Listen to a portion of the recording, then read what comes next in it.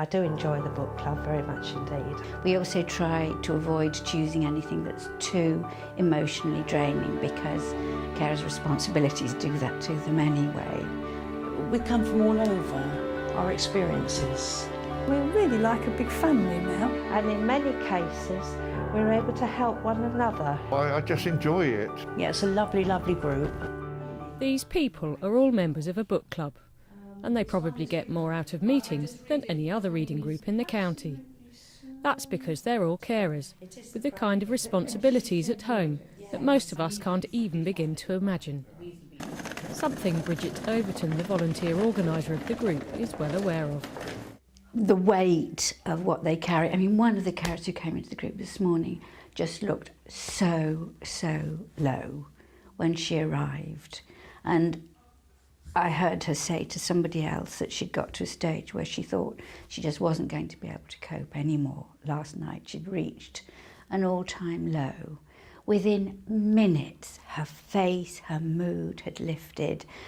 And you just know that she'll go home thinking, I can carry on, I can continue to do this. So I think the value of the group is immeasurable.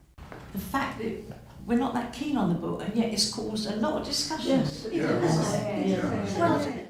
Bill Jackson is the only male member of the club, and he's found the female support the group offers invaluable.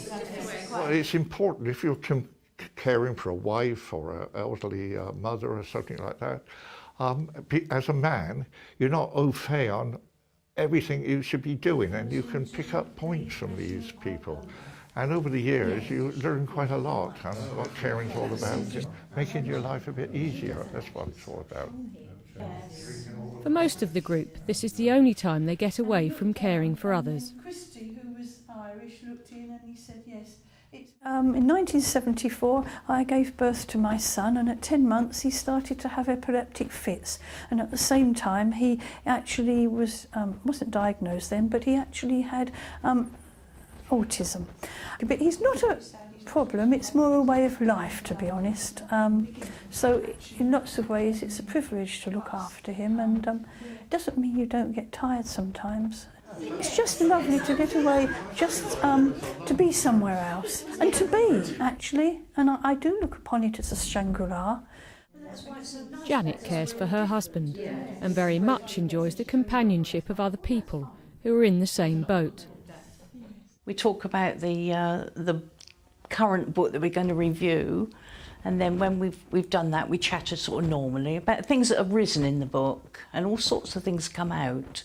You know, what you feel and what your previous life has been like, you know, what you did as a career, and then, okay, you become carers and then you're not able to do those things anymore.